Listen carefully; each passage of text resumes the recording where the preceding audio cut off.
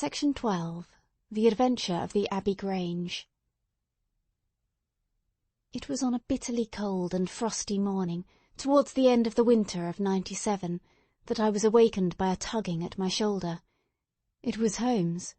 The candle in his hand shone upon his eager, stooping face, and told me at a glance that something was amiss.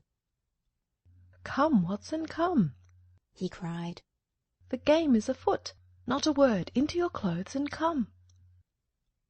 10 minutes later we were both in a cab and rattling through the silent streets on our way to Charing Cross Station. The first faint winter's dawn was beginning to appear, and we could dimly see the occasional figure of an early workman as he passed us, blurred and indistinct in the opalescent London reek.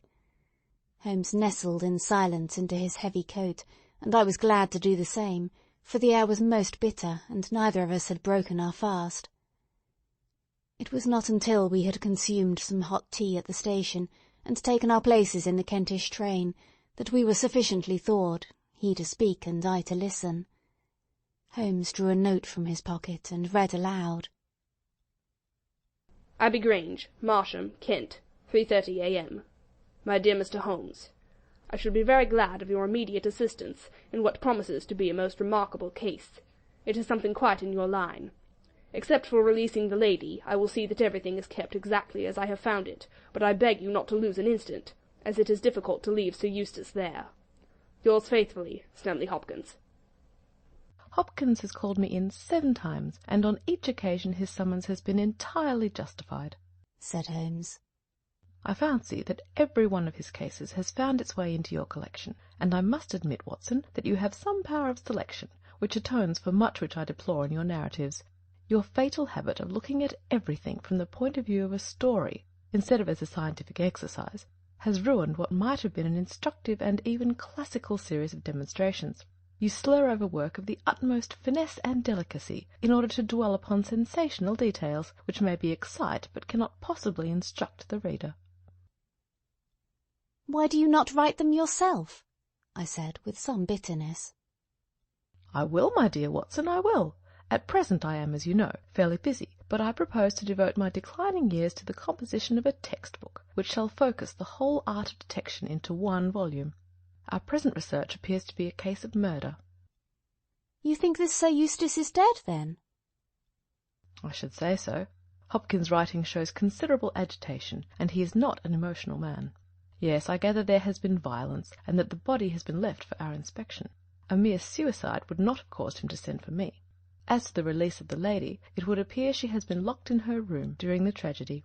We are moving in high life, Watson. Crackling paper, E.B. monogram, coat of arms, picturesque address. I think that friend Hopkins will live up to his reputation, and that we shall have an interesting morning. The crime was committed before 12 last night." "How can you possibly tell?" "By an inspection of the trains, and by reckoning the time. The local police had to be called in, they had to communicate with Scotland Yard, Hopkins had to go out, and he in turn had to send for me. All that makes a fair night's work. Well, here we are at Chislehurst Station, and we shall soon set our doubts at rest." A drive of a couple of miles through narrow country lanes brought us to a park gate, which was opened for us by an old lodge-keeper, whose haggard face bore the reflection of some great disaster. The avenue ran through a noble park, between lines of ancient elms, and ended in a low, widespread house, pillared in front after the fashion of Palladio.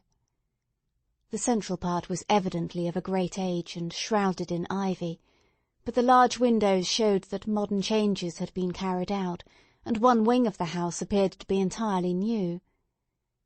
The youthful figure and alert, eager face of Inspector Stanley Hopkins confronted us in the open doorway. "I am very glad you have come, Mr. Holmes, and you too, Dr. Watson. But indeed, if I had my time over again, I should not have troubled you, for since the lady has come to herself, she has given so clear an account of the affair that there is not much left for us to do. You remember that Lewisham gang of burglars?" "What, the 3 Randalls?" "Exactly, the father and 2 sons. It's their work, I have not a doubt of it. They did a job at Sydenham a fortnight ago, and was seen and described. Rather cool to do another so soon and so near, but it is they, beyond all doubt. It's a hanging matter this time." "Sir Eustace is dead, then?" Yes, his head was knocked in with his own poker. Sir Eustace Brackenstall, the driver tells me. Exactly, one of the richest men in Kent. Lady Brackenstall is in the morning room. Poor lady, she has had a most dreadful experience. She seemed half dead when I first saw her. I think you had best see her and hear her account of the facts. Then we will examine the dining room together. Lady Brackenstall was no ordinary person. Seldom have I seen so graceful a figure, so womanly a presence, and so beautiful a face. She was a blonde, golden-haired, blue-eyed, and would no doubt have had the perfect complexion which goes with such colouring, had not her recent experience left her drawn and haggard. Her sufferings were physical as well as mental, for over one eye rose a hideous, plum-coloured swelling, which her maid, a tall, austere woman, was bathing assiduously with vinegar and water. The lady lay back exhausted upon a couch, but her quick, observant gaze as we entered the room, and the alert expression of her beautiful features, showed that neither her wits nor her courage had been shaken by her terrible experience. She was enveloped in a loose dressing-gown of blue and silver, but a black, sequin-covered dinner-dress lay upon the couch beside her. "I have told you all that happened, Mr. Hopkins," she said wearily. "Could you not repeat it for me? Well, if you think it necessary, I will tell these gentlemen what occurred. Have they been in the dining-room yet?" "I thought they had better hear your ladyship's story first." "I shall be glad when you can arrange matters. It is horrible to me to think of him still lying there." She shuddered and buried her face in her hands. As she did so, the loose gown fell back from her forearms. Holmes uttered an exclamation. "You have other injuries, madam. What is this?" 2 vivid red spots stood out on one of the white, round limbs. She hastily covered it. "It is nothing. It has no connection with this hideous business tonight. If you and your friend will sit down, I will tell you all. I am the wife of Sir Eustace Brackenstall. I have been married about a year. I suppose that it is no use my attempting to conceal that our marriage has not been a happy one. I fear that all our neighbours would tell you that, even if I were to attempt to deny it. Perhaps the fault may be partly mine. I was brought up in the freer, less conventional atmosphere of South Australia, and this English life, with its proprieties and its primness, is not congenial to me. But the main reason lies in the one fact, which is notorious to every one, and that is that Sir Eustace was a confirmed drunkard. To be with such a man for an hour is unpleasant. Can you imagine what it means for a sensitive and high-spirited woman to be tied to him for day and night? It is a sacrilege, a crime, a villainy to hold that such a marriage is binding. I say that these monstrous laws of yours will bring a curse upon the land. God will not let such wickedness endure." For an instant she sat up, her cheeks flushed and her eyes blazing from under the terrible mark upon her brow. Then the strong, soothing hand of the austere maid drew her head down onto the cushion, and the wild anger died away into passionate sobbing. At last she continued. "I will tell you about last night. You are aware, perhaps, that in this house all the servants sleep in the modern wing. This central block is made up of the dwelling-rooms, with the kitchen behind, and our bedroom above. My maid Teresa sleeps above my room. There is no one else, and no sound could alarm those who were in the farther wing. This must have been well known to the robbers, or they would not have acted as they did. Sir Eustace retired about 10:30.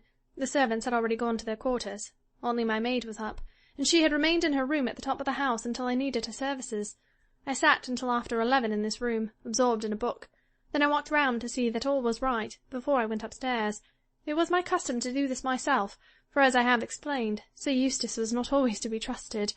I went into the kitchen, the butler's pantry, the gun-room, the billiard-room, the drawing-room, and finally the dining-room. As I approached the window, which is covered with thick curtains, I suddenly felt the wind blow upon my face, and realized that it was open. I flung the curtain aside, and found myself face to face with a broad-shouldered, elderly man who had just stepped into the room. The window is a long French one, which really forms a door, leading to the lawn. I held my bedroom candle lit in my hand, and by its light, behind the first man I saw 2 others, who were in the act of entering. I stepped back, but the fellow was on me in an instant. He caught me first by the wrist, and then by the throat.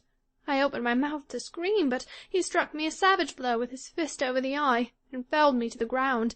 I must have been unconscious for a few minutes, for when I came to myself I found that they had torn down the bell rope and had secured me tightly to the oaken chair which stands at the head of the dining table.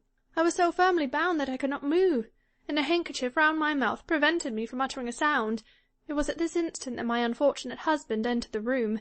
He had evidently heard some suspicious sounds, and he came prepared for such a scene as he found. He was dressed in nightshirt and trousers, with his favourite blackthorn cudgel in his hand. He rushed at the burglars, but another, it was an elderly man, stooped, picked the poker out of the grate, and struck him a horrible blow as he passed. He fell with a groan and never moved again. I fainted once more, but again it could only have been for a few minutes during which I was insensible. When I opened my eyes I found that they had collected the silver from the sideboard, and they had drawn a bottle of wine which stood there. Each of them had a glass in his hand. I have already told you, have I not, that one was elderly, with a beard, and the others young hairless lads. They might have been a father with his two sons. They talked together in whispers. Then they came over, and made sure that I was securely bound. Finally they withdrew, closing the window after them. It was quite a quarter of an hour before I got my mouth free. When I did so, my screams brought the maid to my assistance. The other servants were soon alarmed, and we sent for the local police, who instantly communicated with London. That is really all that I can tell you, gentlemen, and I trust that it will not be necessary for me to go over so painful a story again. Any questions, Mr. Holmes? Asked Hopkins. I will not impose any further tax upon Lady Brackenstall's patience and time, said Holmes. Before I go into the dining-room, I should like to hear your experience. He looked at the maid. I saw the men before ever they came into the house, said she. As I sat by my bedroom window, I saw 3 men in the moonlight down by the lodge gate yonder, but I thought nothing of it at the time. It was more than an hour after that I heard my mistress scream, and down I ran to find her, poor lamb, just as she says, and him on the floor with his blood and brains over the room. It was enough to drive a woman out of her wits, tied there and her very dress spotted with him, but she never wanted courage, did Miss Mary Fraser of Adelaide, and Lady Brackenstall of Abbey Grange hasn't learned new ways. You've questioned her long enough, you gentlemen, and now she is coming to her own room just with her old Teresa to get the rest that she badly needs. With a motherly tenderness, the gaunt woman put her arm round her mistress and led her from the room. She has been with her all her life, said Hopkins. Nursed her as a baby, and came with her to England when they first left Australia, 18 months ago. Teresa Wright is her name, and the kind of maid you don't pick up nowadays. This way, Mr. Holmes, if you please. The keen interest had passed out of Holmes's expressive face, and I knew that with the mystery all the charm of the case had departed. There still remained an arrest to be effected, but what were these commonplace rogues that he should soil his hands with them? An abstruse and learned specialist, who finds that he has been called in for a case of measles, would experience something of the annoyance which I read in my friend's eyes. Yet the scene in the dining-room of the Abbey Grange was sufficiently strange to arrest his attention and to recall his waning interest. It was a very large and high chamber, with carved oak ceiling, oaken panelling, and a fine array of deer's heads and ancient weapons around the walls. At the further end from the door was the high French window of which we had heard.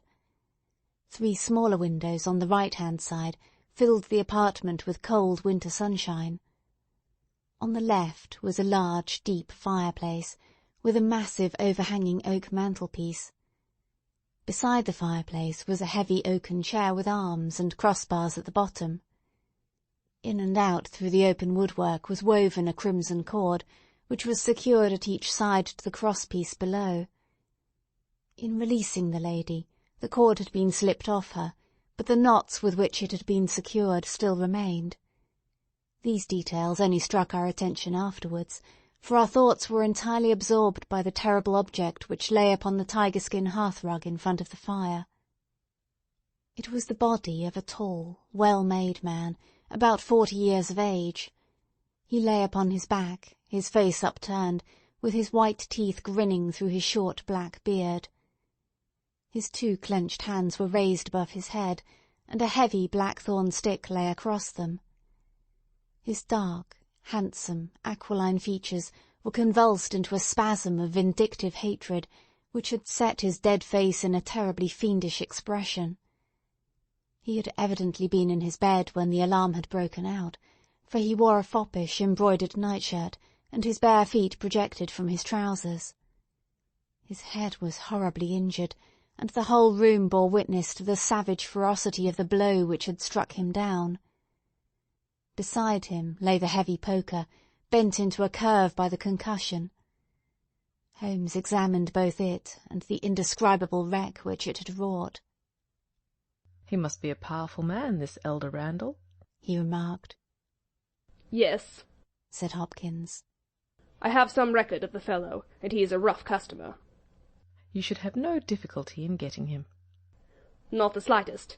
We have been on the lookout for him, and there was some idea that he had got away to America. Now that we know that the gang are here, I don't see how they can escape. We have the news at every seaport already, and a reward will be offered before evening.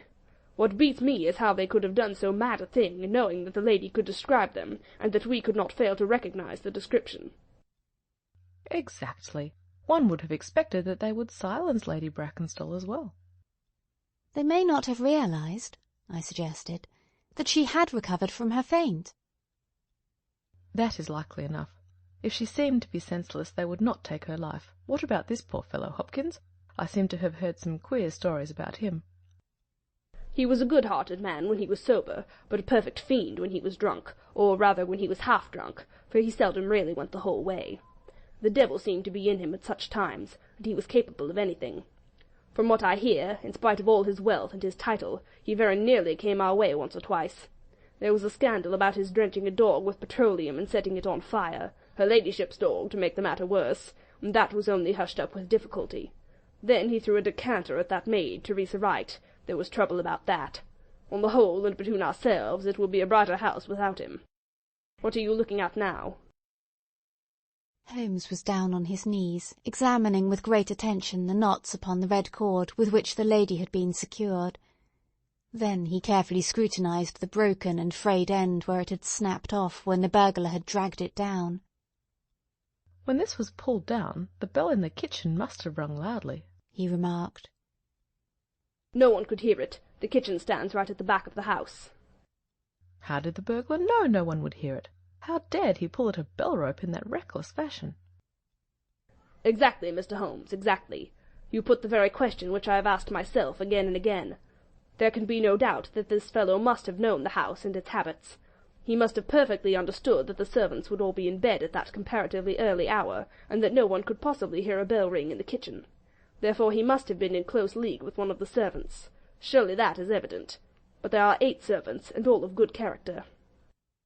"Other things being equal," said Holmes, "one would suspect the one at whose head the master threw a decanter, and yet that would involve treachery towards the mistress to whom this woman seems devoted.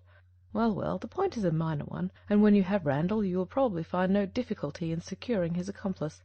The lady's story certainly seems to be corroborated, if it needed corroboration, by every detail which we see before us." He walked to the French window and threw it open. "There are no signs here, but the ground is iron-hard, and one would not expect them. I see that these candles in the mantelpiece have been lighted." "Yes, it was by their light and that of the lady's bedroom candle that the burglars saw their way about." "And what did they take?" "Well, they did not take much, only half a dozen articles of plate off the sideboard. Lady Brackenstall thinks that they were themselves so disturbed by the death of Sir Eustace that they did not ransack the house, as they would otherwise have done." "No doubt that is true, and yet they drank some wine, I understand." "To steady their nerves." "Exactly. These 3 glasses upon the sideboard have been untouched, I suppose?" "Yes, and the bottle stands as they left it." "Let us look at it. Hello, what is this?" The 3 glasses were grouped together, all of them tinged with wine, and one of them containing some dregs of beeswing. The bottle stood near them, 2/3 full, and beside it lay a long, deeply stained cork. Its appearance, and the dust upon the bottle, showed that it was no common vintage which the murderers had enjoyed. A change had come over Holmes's manner. He had lost his listless expression, and again I saw an alert light of interest in his keen, deep-set eyes. He raised the cork and examined it minutely. "How do they draw it?" he asked. Hopkins pointed to a half-opened drawer. In it lay some table linen and a large corkscrew. "Did Lady Brackenstall say that the screw was used?" No, you remember that she was senseless at the moment when the bottle was opened. "Quite so. As a matter of fact, that screw was not used. This bottle was opened by a pocket screw, probably contained in a knife, and not more than 1.5 inches long. If you will examine the top of the cork, you will observe that the screw was driven in 3 times before the cork was extracted. It has never been transfixed. This long screw would have transfixed it and drawn it up with a single pull. When you catch this fellow, you will find that he has one of these multiplex knives in his possession." Excellent, said Hopkins. "But these glasses do puzzle me, I confess. Lady Brackenstall actually saw the 3 men drinking, did she not?" Yes, she was clear about that. "Then there is an end of it. What more is to be said? And yet you must admit that the 3 glasses are very remarkable, Hopkins." "What? You see nothing remarkable? Well, well, let it pass. Perhaps when a man has special knowledge and special powers like my own, it rather encourages him to seek a complex explanation when a simpler one is at hand. Of course, it must be mere chance about the glasses. Well, good morning, Hopkins. I don't see that I can be of any use to you, and you appear to have your case very clear. You will let me know when Randall is arrested, and any further developments which may occur. I trust that I shall soon have to congratulate you upon a successful conclusion. Come, Watson, I fancy we may employ ourselves more profitably at home." During our return journey, I could see by Holmes's face that he was much puzzled by something which he had observed. Every now and then, by an effort, he would throw off the impression, and talk as if the matter were clear. But then his doubts would settle down upon him again, and his knitted brows and abstracted eyes would show that his thoughts had gone back, once more, to the great dining-room of the Abbey Grange, in which this midnight tragedy had been enacted. At last, by a sudden impulse, just as our train was crawling out of a suburban station, he sprang onto the platform and pulled me out after him. "Excuse me, my dear fellow," said he, as we watched the rear carriages of our train disappearing round a curve. "I am sorry to make you the victim of what may seem a mere whim, but on my life, Watson, I simply can't leave that case in this condition. Every instinct that I possess cries out against it. It's wrong. It's all wrong. I'll swear it's wrong. And yet the lady's story was complete. The maid's corroboration was sufficient. The detail was fairly exact. What have I to put up against that? 3 wine-glasses, that is all. But if I had not taken things for granted, if I had examined everything with the care which I should have shown had we approached the case de novo, and had no cut-and-dried story to warp my mind, should I not then have found something more definite to go upon? Of course I should. Sit down on this bench, Watson, until the train for Chislehurst arrives, and allow me to lay the evidence before you, imploring you in the first instance to dismiss from your mind the idea that anything which the maid or her mistress may have said must necessarily be true. The lady's charming personality must not be permitted to warp our judgment. Surely there are details in her story which, if we looked at it in cold blood, would excite our suspicion. These burglars made a considerable haul at Sydenham a fortnight ago. Some account of them and of their appearance was in the papers, and would naturally occur to any one who wished to invent a story in which imaginary robbers should play a part. As a matter of fact, burglars who have done a good stroke of business are, as a rule, only too glad to enjoy the proceeds in peace and quiet, without embarking on another perilous undertaking. Again, it is unusual for burglars to operate at so early an hour. It is unusual for burglars to strike a lady to prevent her screaming, since one would imagine that that was a sure way to make her scream. It is unusual for them to commit murder when their numbers are sufficient to overpower one man. It is unusual for them to be content with a limited plunder when there was much more within their reach. And finally, I should say that it was very unusual for such men to leave a bottle half empty. How do all these unusuals strike you, Watson? Their cumulative effect is certainly considerable, and yet each of them is quite possible in itself.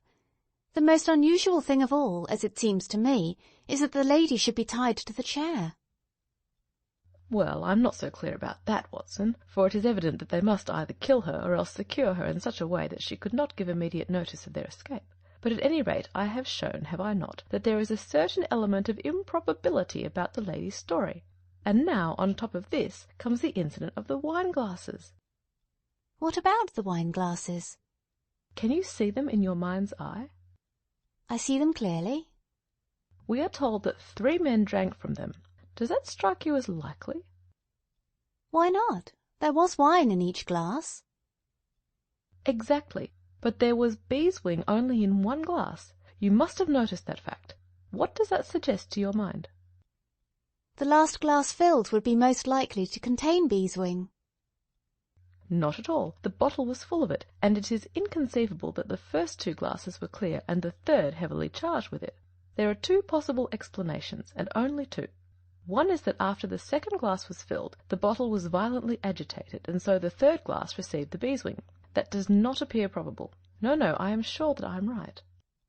What, then, do you suppose? That only 2 glasses were used, and that the dregs of both were poured into a third glass, so as to give the false impression that 3 people had been here. In that way, all the beeswing would be in the last glass, would it not? Yes, I am convinced that this is so. But if I have hit upon the true explanation of this one small phenomenon, then in an instant the case rises from the commonplace to the exceedingly remarkable. For it can only mean that Lady Brackenstall and her maid have deliberately lied to us, and that not one word of their story is to be believed, that they have some very strong reason for covering up the real criminal, and that we must construct our case for ourselves without any help from them. That is the mission which now lies before us, and here, Watson, is the Sydenham train.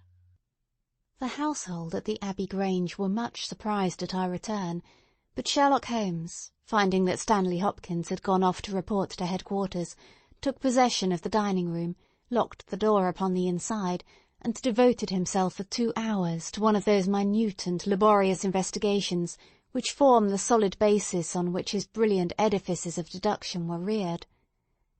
Seated in a corner, like an interested student who observes the demonstration of his professor, I followed every step of that remarkable research. The window, the curtains, the carpet, the chair, the rope, each in turn was minutely examined and duly pondered. The body of the unfortunate baronet had been removed, and all else remained as we had seen it in the morning. Finally, to my astonishment, Holmes climbed up onto the massive mantelpiece. Far above his head hung the few inches of red cord which were still attached to the wire. For a long time he gazed upward at it, and then, in an attempt to get nearer to it, he rested his knee upon a wooden bracket on the wall. This brought his hand within a few inches of the broken end of the rope, but it was not this so much as the bracket itself which seemed to engage his attention. Finally he sprang down with an ejaculation of satisfaction. "It's all right, Watson," said he. "We have got our case, one of the most remarkable in our collection. But dear me, how slow-witted I have been, and how nearly I have committed the blunder of my lifetime! Now I think that with a few missing links my chain is almost complete." "You have got your men?" "Man, Watson, man, only one, but a very formidable person, strong as a lion. Witness the blow that bent that poker. 6'3" in height, active as a squirrel, dexterous with his fingers, finally, remarkably quick-witted, for this whole ingenious story is of his concoction.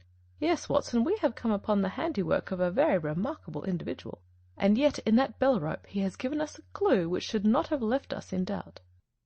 "Where was the clue?" "Well, if you were to pull down a bell-rope, Watson, where would you expect it to break?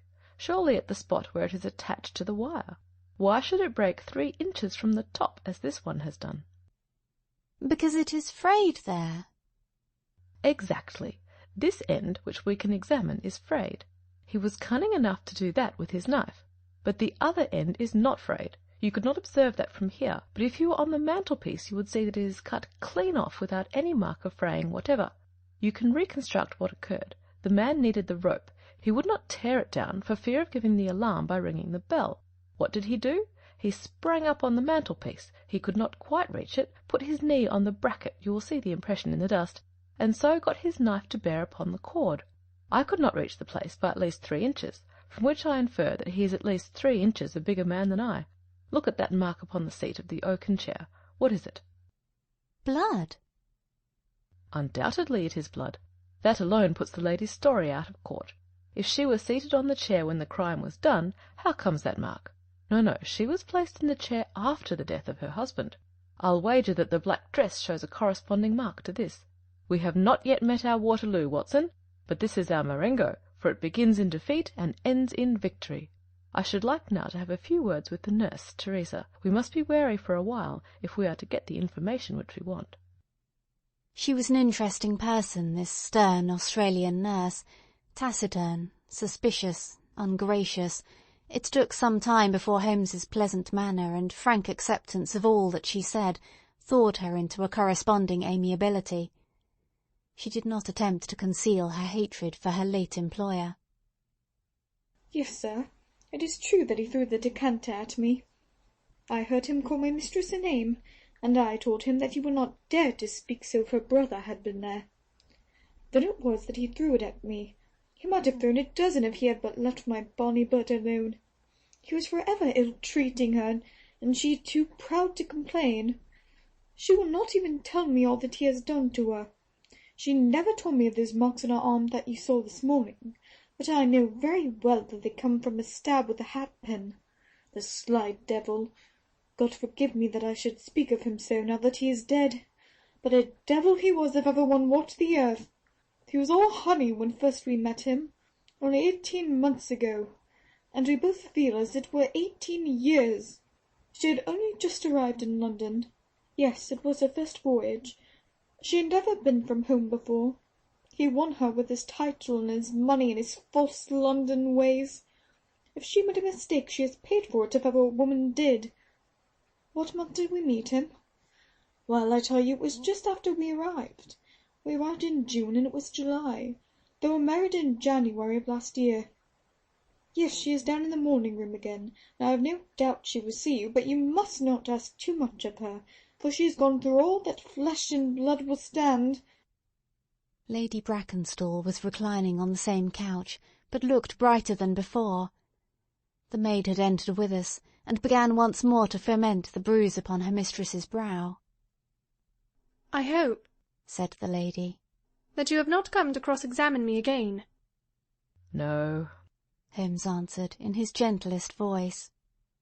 "I will not cause you any unnecessary trouble, Lady Brackenstall, and my whole desire is to make things easy for you, for I am convinced that you are a much-tried woman. If you will treat me as a friend, and trust me, you may find that I will justify your trust." "What do you want me to do?" "To tell me the truth." "Mr. Holmes!" "No, no, Lady Brackenstall, it is no use. You may have heard of any little reputation which I possess. I will stake it all on the fact that your story is an absolute fabrication." Mistress and maid were both staring at Holmes with pale faces and frightened eyes. "You are an impudent fellow!" cried Teresa. "Do you mean to say that my mistress has told a lie?" Holmes rose from his chair. "Have you nothing to tell me?" "I have told you everything." "Think once more, Lady Brackenstall. Would it not be better to be frank?" For an instant there was hesitation in her beautiful face. Then some new, strong thought caused it to set like a mask. "I have told you all I know." Holmes took his hat and shrugged his shoulders. "I am sorry," he said, and without another word we left the room and the house. There was a pond in the park, and to this my friend led the way. It was frozen over, but a single hole was left for the convenience of a solitary swan. Holmes gazed at it, and then passed on to the lodge gate.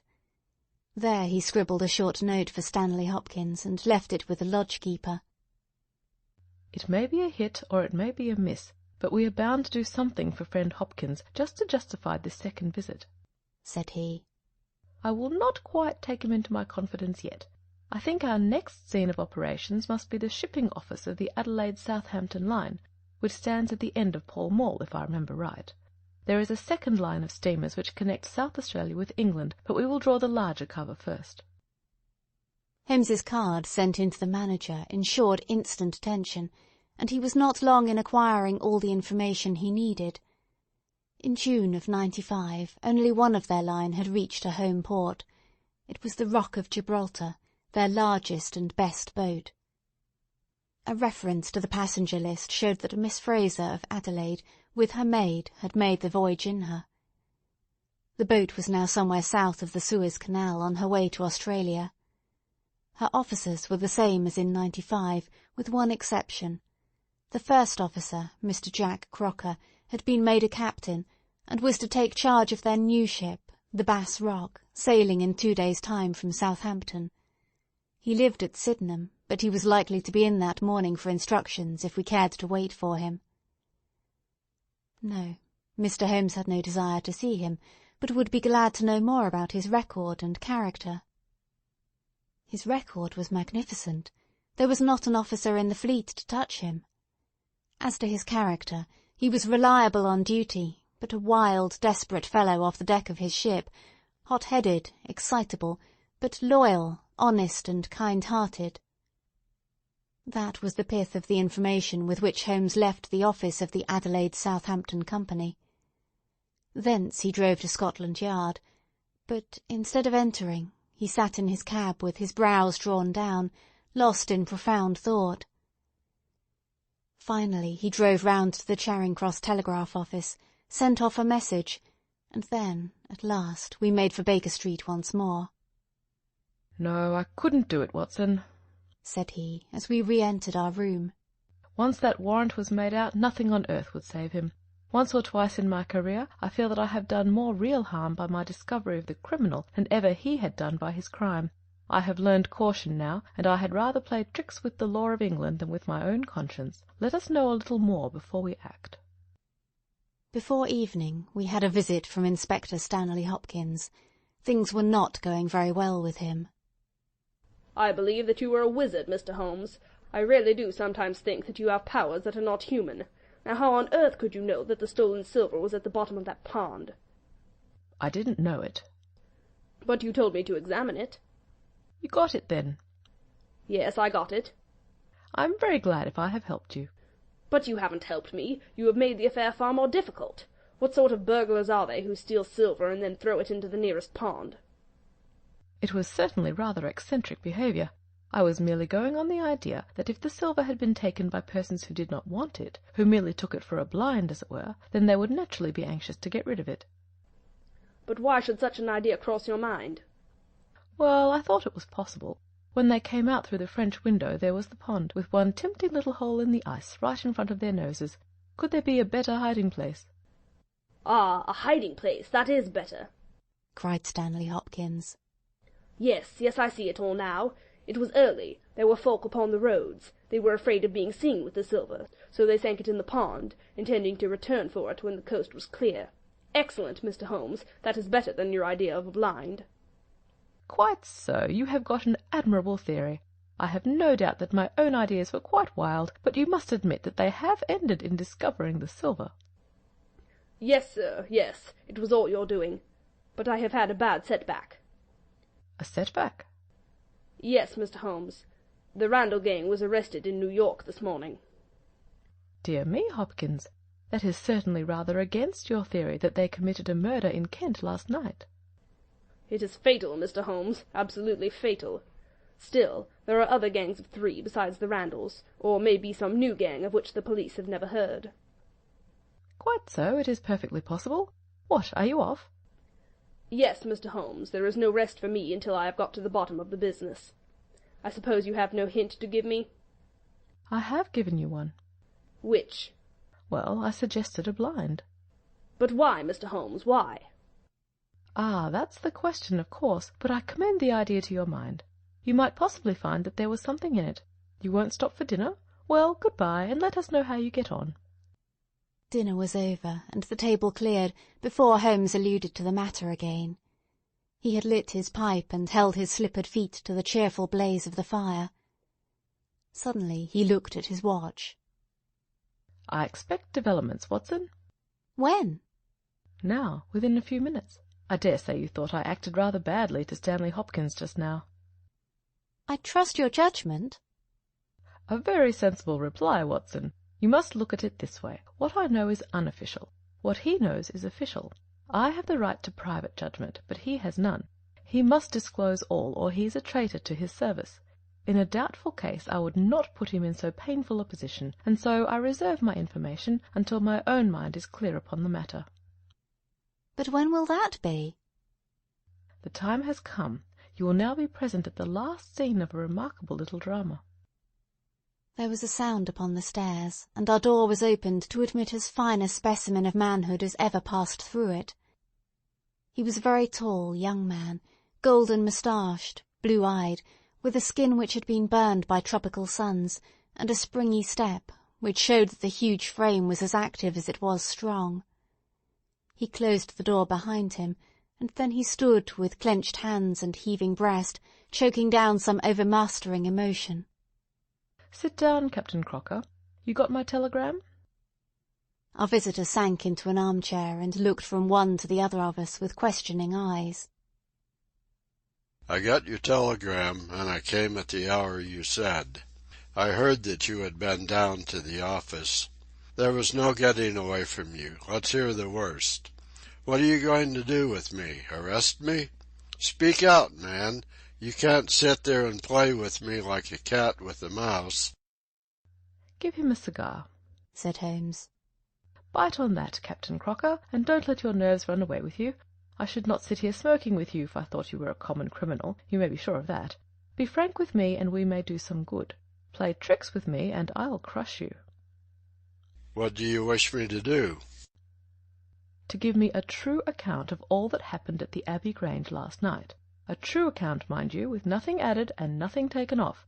I know so much already that if you go 1 inch off the straight, I'll blow this police whistle from my window and the affair goes out of my hands forever."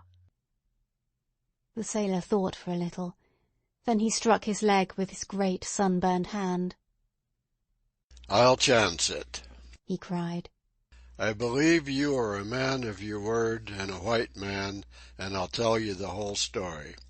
But one thing I will say first. So far as I am concerned, I regret nothing and I fear nothing, and I would do it all again and be proud of the job. Damn the beast, if he had as many lives as a cat, he would owe them all to me. But it's the lady, Mary Fraser, for never will I call her by that accursed name. When I think of getting her into trouble, I who would give my life just to bring one smile to her dear face, it's that turns my soul into water. And yet, what less could I do? I'll tell you my story, gentlemen, and then I'll ask you, as man to man, what less could I do? I must go back a bit. You seem to know everything, so I expect that you know that I met her when she was a passenger, and I was first officer of the Rock of Gibraltar. From the first day I met her, she was the only woman to me. Every day of that voyage I loved her more, and many a time since have I kneeled down in the darkness of the night watch and kissed the deck of that ship because I knew her dear feet had trod it. She was never engaged to me. She treated me as fairly as ever a woman treated a man.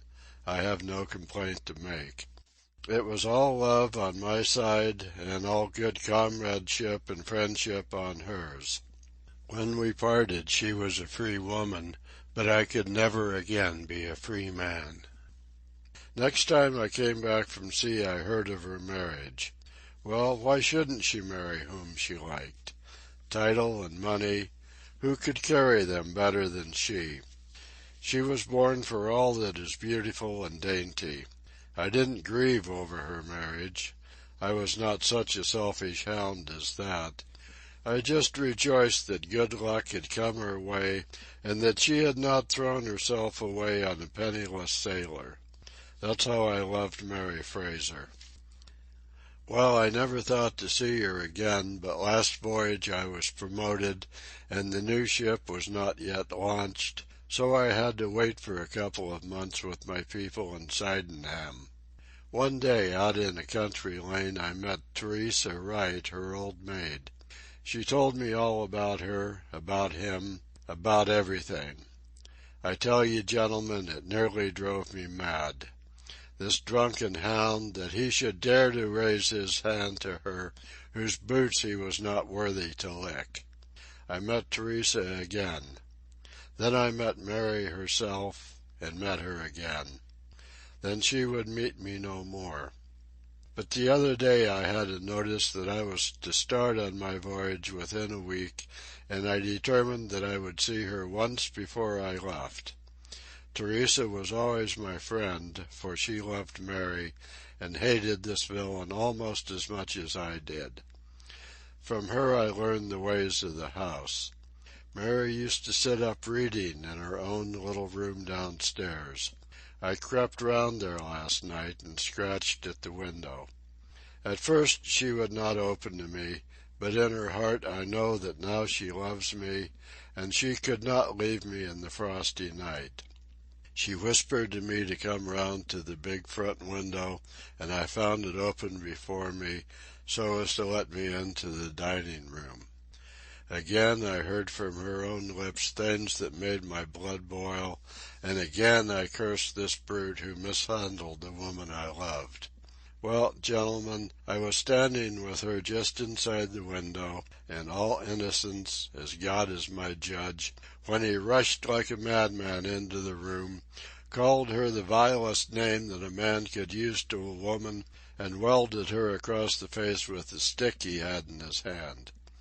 I had sprung for the poker, and it was a fair fight between us. See here on my arm, where his first blow fell? Then it was my turn, and I went through him as though he had been a rotten pumpkin. Do you think I was sorry? Not I. It was his life or mine, but far more than that, it was his life or hers, for how could I leave her in the power of this madman? That was how I killed him. Was I wrong? Well, then, what would either of you gentlemen have done if you had been in my position?